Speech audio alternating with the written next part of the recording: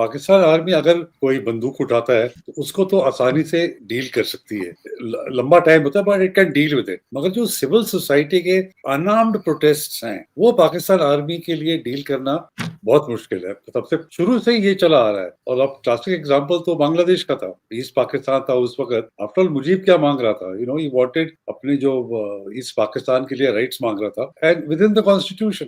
बाद में ही won the election also, he should have been legally the prime minister. उसको बनने नहीं दिया तो उसके प्रोटेस्ट को फिर बहुत बुरी तरह से कुचला था। So many millions of people died. तो पाकिस्तान उसके बाद तो बलूचिस्तान में 73 77 में प्रॉब्लम्स हुई। तो पाकिस्तान आर्मी की एक ही टेम्पलेट है। इंग्लिश की एक कहावत है कि that all you have is a hammer, everything looks like a nail. अगर आपके पास सिर्फ हथौड़ा है तो सब कुछ आपको कील ही दिखता है कि उसको आप ठोको। ये पॉलिटिकल इशू है। ये जो कोई भी इंसर्जेंसी है, जैसे बलोचों की इंसर्जेंसी है, ये पॉलिटिकल मसला है। ये मिलिट्री माइट से सॉल्व नहीं होगा। अगर सॉल्व हो सकता तो पिछले 70 साल से चल रहा है। ये फिफ्थ इंसर्जेंसी है जो 2004 में शुरू हुई है, बट पहले भी तो 48 में ही हो गई थी, फिर 58 में हुई, फिर 62 में हुई, फिर 73 में। टेम्परेरी तो आपने उसको दबा दिया, बट फिर थोड़े सालों के बाद फिर उभर कर आती है। तो इस पॉलिटिकल मसले को क्योंकि वो टैकल नहीं कर पा रहे, तो जो सिविल सोसाइटी है, मरंग बलोच है या समीदीन बलोच है, अब ये तो दुनिया में हाउस होल्ड नेम्स होंगे।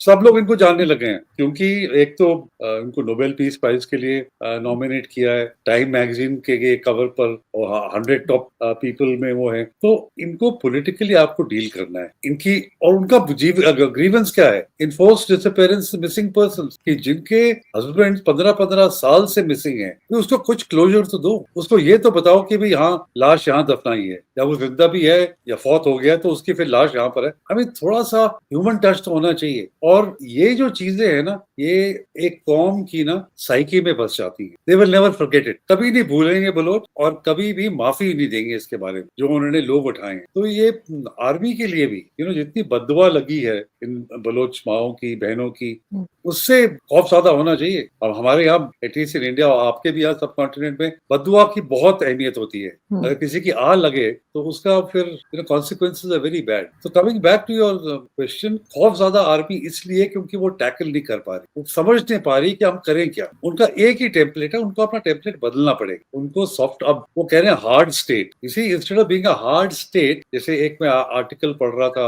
आपके फॉर्मर आईजी हैं बलूचिस्तान के तारिक साहब, जैसे बात हार्ड स्टेट की नहीं है, बात हार्ड ट्रूथ की है। आप जो दीवार पे राइटिंग है, जो सच्चाई है, उसको तो आप समझे ना पहले, understand that and work around that.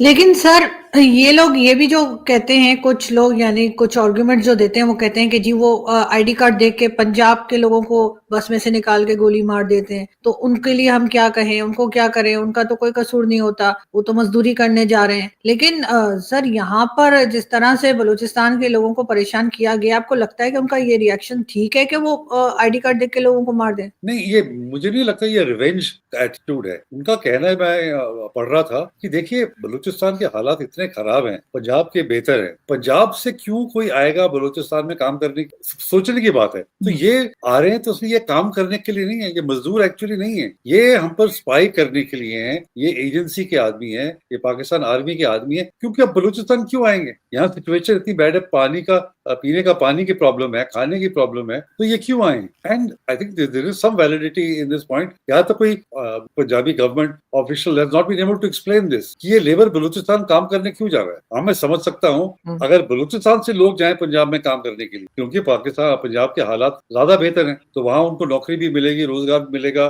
खाना वो सब। पर अगर रिवर्स में देखें, अब जैसे आप स्टैटिस्टिक्स आप देखें, जो 13 मैं पढ़ रहा था, मैंने अपनी किताब में भी बलूचिस्तान पे जो लिखी है, 13 मोस्ट अंडरफेड डिस्ट्रिक्ट्स, जो डिस्ट्रिक्ट जहाँ खाना सबसे कम है पाकिस्तान में, 13, सारी 13 बलूचिस्तान में। तो इस तरह की जितनी स्टैटिस्टिक्स है, तो ये लेबर कर क्या रही है?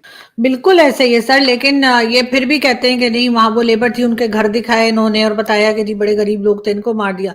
लेकिन सर साथ साथ केपीके भी इनके कंट्रोल में नहीं है। अब ये मान नहीं रहे कि केपीके में जो गड़बड़ है वो बहुत हद तक बहुत ज्यादा बढ़ चुकी है। टीटीपी के अटैक्स जो चल रहे हैं, हर दूसरे दिन बताते हैं कि जी इतने लोगों को मार दिया टीटीपी के, या फितनउल खारिज जो भी उनका नाम रखा है। लेकिन सर ना तो बलूचिस्तान काबू आ रहा है, और ना ही जो है पाकिस्तान गवर्नमेंट और एजेंसीज के काबू केपीके आ रहा है। फ्यूचर क्या लग रहा है आपको कि क्या ये काबू कर सकेंगे या ये लोग जो है और ज्यादा प्रॉब्लम बढ़ जाएगी? देखिए, मुझे लगता है केपीके का जो मसला है ना, वो बलूचिस्तान इतना सीरियस है, बलूचिस्तान से भी ज्यादा सीरियस है, क्योंकि टीटीपी ने क्या किया है, इसने जैसे तालिबान का एग्जाम्पल लेके इसने भी शैडो गवर्नर्स, शैडो प्रोविंसेस बना लिए हैं। 12 प्रोविंसेस हैं, 7 केपीके में है, एक गिलगिट बाल्टिस्तान में है, 2 बलूचिस्तान में है और 2 पंजाब में है। शैडो गवर्नर्स है, उनकी अपनी मिनिस्ट्रीज है, उनकी सेंट्रल कमीशन है, तो एक पूरा एडमिनिस्ट्रेटिव ढांचा टीटीपी ने बना लिया है। और उनका फिर मीडिया बहुत स्ट्रांग है, जो मीडिया सेल है उनका, वो वीडियोस बना रहे हैं, उनकी एक पॉडकास्ट भी है, लेडीज के लिए अलग से उनका जर्नल है, तो वो तो it is organised like a state, it has taken on the dimensions of a state. अब पाकिस्तान आर्मी या पुलिस या सिक्योरिटी फोर्सेस उसके बारे में कुछ कर नहीं पा रहे हैं, और उनके पास तालिबान का एग्जाम्पल है। और सबसे बड़ी बात यह है कि तालिबान की जो विक्ट्री के बाद, ये अगस्त 21 के बाद, एक बिलीफ आ गई है पश्तूनों में, एंड खासतौर पर टीटीपी, कि अगर तालिबान अफगानिस्तान में कर सकता है तो हम यहाँ पर पाकिस्तान में क्यों नहीं कर सकते। दोस्तों 1947 में जब भारत और पाकिस्तान आजाद हुए तो उस वक्त बलूचिस्तान 4 रियासतों का एक हिस्सा था, कलात। 15 अगस्त 1947 को जब भारत आजाद हुआ तो कलात के खान ने भी इसी दिन अपनी आजादी का ऐलान किया था। लेकिन पाकिस्तान खुद को इस्लाम का ठेकेदार, मुसलमानों का ठेकेदार समझता था। उसने जबरदस्ती एक तरह से खान को धमकी दी और कहा कि सीधे सीधे या तो मिल जाओ, नहीं तो हम आपके ऊपर चढ़ाई करने जा रहे हैं। बेचारे खान क्या करते, उन्होंने भी कहीं ना कहीं पाकिस्तान के अंदर शामिल होने का निर्णय ले लिया, और तब से ये जो जंग है वो लगातार चलती आ रही है। कई मौकों पर बलोचों ने बगावत करने की कोशिश की, लेकिन पाकिस्तान अपनी फौज भेजकर वहां पर लगातार उनके ऊपर जुल्म ढाता रहता है। वहीं पर बात अगर की जाए कि आप भारत को बलूचिस्तान की मदद करनी चाहिए, तो बिल्कुल भाई करनी चाहिए।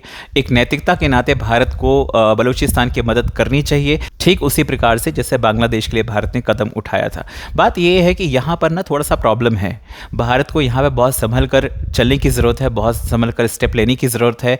जाहिर सी बात, अगर कुछ भी अगर भारत करता है ना, तो जैसे अभी आप देखिए ना, ये लोग बोलते रहते हैं कि इराक की साजिश है, ये है वो फलाना ढिमका, अभी ये और बोलना चालू कर देंगे कि भारत हमें तोड़ने की कोशिश करने लग रहा है।